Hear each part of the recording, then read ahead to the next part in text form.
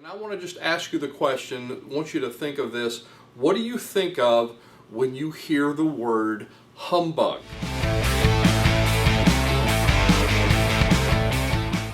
Hey, it's Don Skaggs again with Empowered Inventing, the place where we try to help you help other people by taking innovations and opportunities and turning them into real things like products and businesses. Now, today I want to talk to you about something just very, very different that's going to sound very off the wall, but I'm going somewhere with this, so be sure and follow me. This is about a word, and I want to just ask you the question, I want you to think of this. What do you think of when you hear the word humbug? And most people, especially around Christmas time, the first thing that comes to your mind, the first thing that you think of is Charles Dickens' old story that they've made a lot of movies out of called A Christmas Carol. And that's the story of Ebenezer Scrooge, and if you've not seen it, I don't know what rock you've been hiding under, especially in the United States, but the story of Ebenezer Scrooge is, in part of the story, he says, "Bah humbug, bah humbug." Anytime somebody talks about Christmas or something, he's saying, "Ah, bah humbug." And we kind of want to tie that to him and just, kind of like being a curmudgeon or something. And because of that, I think we've sort of lost touch with what that word really originally meant. And it's got an interesting definition that most people aren't aware of. So where does humbug really come from? Well, let me key you into another movie, and this kind of gives you a clue as to what this word really means. And it's another very old movie from the 20s and 30s, and which is probably why they were still sort of using that word back then. So it's nearly 100 years ago, and they used it in the movie. And if you watch closely, especially towards the end there, it's from the movie The Wizard of Oz. Now, towards the end of the movie, if you've not seen The Wizard of Oz, again, what rock have you been hiding under? That's kind of an old classic. I think everybody has seen it. I know they do a lot in the U.S.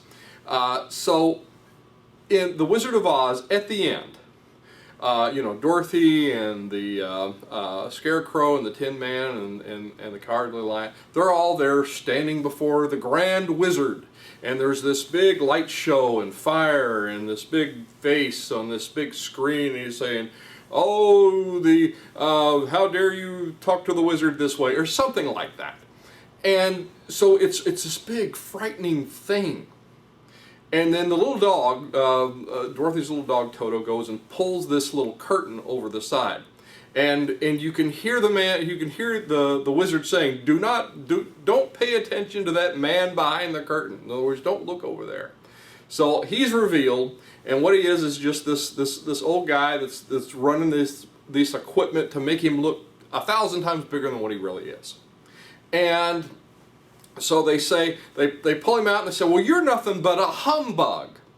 And I remember watching that and thinking, okay, why did they call him that? So this is what got me interested in this word. And again, stay with me. I'm going somewhere with this, I promise you. So they say, "You're nothing but a humbug." And it really reveals what the true meaning of humbug really is. And it means to deceive. It means you're pretending to be something you are not. And we certainly don't want to ever do that ourselves. We don't want to portray ourselves as something we're not. And now that's completely different than kind of the fake it till you make it thing for inventors and entrepreneurs. But I'm not talking about our side of it. I'm talking about when you're out there dealing with other people in the marketplace. There are people out there who are not what they seem. They are humbugs. And what I'm talking about is inventor scams. They run rampant, and they're really big, and I see just way too many inventors that will get scammed by companies that are offering services that, just like the Wizard of Oz, are not what they seem. So how do you spot a scam? Well, there's some people that will point to this company or that company, and the bad thing about that, other than a lot of those companies want to try and sue you because they're big and they got a lot of money, but they're still scamming people. And the USPTO, by the way, has some of them listed on their site. These are known scam companies. Be sure and check that out, uspto.gov.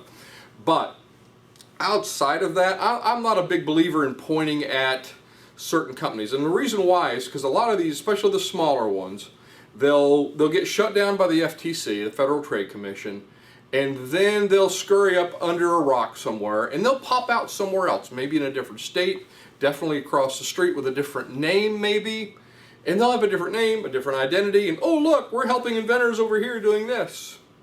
And so what I try to help people, and again, this is something that we teach in our classes, and I probably have this on another video, I'm sure, but I try to get you to identify them by their fruits. Know them. It's the old proverb. You'll know them by the fruits. You'll know them by their fruits. If it's an apple tree, you'll know it because it's got apples on it. If it's a pear tree, you know it because it's got pears on it. If it's a scam, they've got certain kinds of fruit on there. And one of the things is they really promote where they'll just do all the work for you and all you have to do is throw money at them. And there's a reason for that, and the reason for that is they just want you to throw a lot of money at them. And another thing is that they're relentless. They call you, they hound you, you just engage them once. They'll say, oh, send for our free kit or our free whatever, and they'll send you something. Then that engages you. And once they've got you engaged via the internet, via telephone, however, then they won't leave you alone. They will call you, they will email you, they will be relentless. Oh, and they prey on your greed and your fear. If somebody is trying to manipulate you by saying, oh, you'd better hurry now, we have some people lined up here and this is going to go away, but you could make a lot of money with this. If you don't act now and send us another $500, send us another $1,000, send us $5,000 for our next whatever, that is usually a real hallmark of a scam. And I've seen it. I've seen inventors and entrepreneurs come through my door, and they've got these things, these 3-ring binders of marketing studies. So-called marketing studies are basically a book full of Google searches, and they've paid $5,000 for these things, and they are completely worthless. They have no bearing in the real, true marketplace. That's not how you do marketing. That's not how you do. That's not how you learn about your market. And so don't fall for the humbugs out there. They are out there. And they don't look like humbugs. They look like, oh yeah, look at us, we're big, we're great, we're doing all this stuff. So you have to be able to identify these guys by how they act. So watch for the signs. Stay away from, if something looks too good to be true, it usually is. And if somebody is just feeding into your, I think it's great, well, this is just a great idea, and we need to just run with this right now, and you need to send us some more money right now, that's a sign. So watch out for the humbugs. And maybe you learned something. You learned a new word today, humbug. And you learned what it really means. So anyway, I'm Don Skaggs. I hope these videos are helpful. This one was just kind of Christmassy a little bit, I guess, with the whole Scrooge thing, or Wizard of Oz, maybe, from. But I hope you learned something from these. And if this is helpful for you, please pass it on to someone else. Please share it and let people know, because we're trying to help as many people as we can here. If you're watching us on YouTube, be sure and subscribe, help us build our tribe, and I will look to see you at the next meeting, workshop, maybe one of our online classes, or on the next video.